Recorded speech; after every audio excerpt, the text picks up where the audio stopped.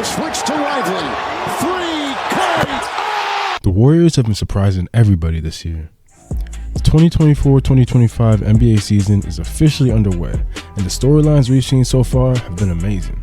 In the Wild Wild West, the Warriors sit at the top, tied for the first seed, and came off a win against the former Splash brother, Klay Thompson. They played the Mavericks on the first night of the new in-season tournament, which is now known as the Emirates Cup. Today we're breaking down the Warriors' hot start to the new season and revisiting the unforgettable first matchup between Steph Curry and Klay Thompson. We'll also dive deep into whether this team is a legitimate championship contender in 2025. It's been an exciting start to the season for Golden State.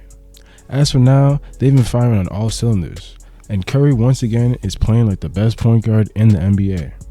Despite the original off-season questions surrounding the roster, particularly with the changes to the supporting cast, Steph Curry is showing why he's the engine that powers this team. In the opening weeks, we've seen Buddy Hield become the best shooter to ever play with Curry, with a 10-game sample size that rivals stats similar to prime Klay Thompson. While at the same time, Draymond has been playing like a reincarnated form of Dennis Rodman in his prime.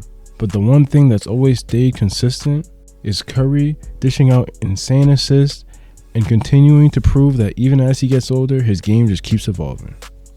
The new look Warriors have embraced a more balanced approach, blending experience with youth.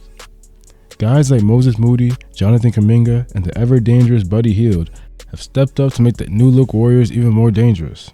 Draymond Green is also secretly having himself a Defensive Player of the Year type of year, anchoring the defense of this team with the help of Andrew Wiggins. They currently hold the best net rating in the NBA, with a top 10 defense and offense. The defense, which had been a bit of a question mark in recent seasons, has shown many flashes of promise. On paper, the idea of a game where Curry and Klay face off against each other feels a bit fake, right? The Warriors dynasty has always been built on the backcourt of these two sharpshooters, so when they played against each other for the first time this season, fans had mixed emotions, excited but also nostalgic. It wasn't just a game between two star players. It was a symbolic moment for the Warriors and their fan base. It was the first time that these two legends faced off against each other since Klay's full recovery from his Achilles injury and the Warriors' return to relevance. While it wasn't the same as some of the high-stakes finals matchups, there was still a lot of pride on the line. Curry had the edge in this game, dropping 38 points and facilitating the offense with his typical flair. Klay, though, still had his lethal shooting stroke. He had 20 points in a few games to start the season, but after having a few down games, he came back with a great 24-point game against the Warriors. The game highlighted just how different their playing styles have evolved over the years. Curry is more dynamic. His off-ball movement and deep-range shot create constant pressure.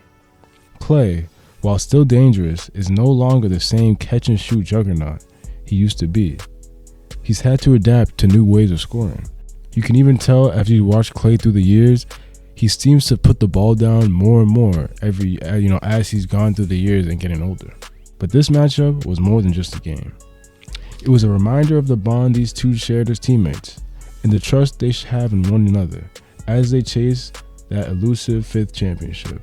With both of them ending out of their primes, even though they're on different trajectories, Warriors fans couldn't help but appreciate how lucky they were to have witnessed this duo in action for nearly a decade. Now let's talk about what could come next for the Warriors. Golden State's front office has never been one shy about pulling the trigger on trades when they feel like it could put them over the top. I mean, do I gotta remind you guys about what happened in 2016 after LeBron came back 3-1? They decided, okay, if we have the third best player and we can't beat the first best player, let's just get the third and the second best player in the world. And that's how KD became a Warrior, So Golden State's front office, they'll make a move if the move is there. Last year, they even tried to pull off a blockbuster deal with Paul George, but they quickly had to pivot when the Clippers proved they did not want to deal with the Warriors. One area where the Warriors could really use some help is in the frontcourt. Despite the presence of Draymond Green, Trayce Jackson-Davis, and Kevon Looney, who actually has been playing very well off the bench this season, the Warriors could benefit from another big man, someone who could provide scoring and rebounding in the paint. The other problem they also have with the big men they do have is the tallest one would be Trace Jackson Davis at like barely 6'10". You know what I mean? So they don't really have a lot of size. They have a bunch of undersized big men, which can fit their style, but it would not hurt to have another look and also have a big man that could be kind of like a real bruiser. The Warriors have been linked to several players in trade rumors, but the biggest positive out of their start is how well they position themselves for the deadline. Depending on the play of their team, they could truly ride out the 12-13 man rotation they've been rocking with to start the season. Or maybe even try to make a deal for another A-tier star to put next to Curry. Of course, any major moves will depend on how the team performs leading up to the deadline. Another question you could say is the fact of Kuminga and Brandon Podzinski, who kind of have started this season a little bit slow. They were two of the big selling points that kind of thwarted the Paul George trade, so it makes you think that maybe if they did just maybe they should have just made the trade for Paul George, you know? If the Warriors are still within striking distance of a top playoff seed, expect them to make a move to reinforce their championship aspirations. As we've seen time and time again, the Warriors' championship hopes often come down to whether they can keep their core healthy and firing on all cylinders. This 2024-2025 team has played like the Golden State teams of past that used the strength in numbers moniker, and it will be interesting to see how this season is going to play out. The postseason experience of this team cannot be overstated.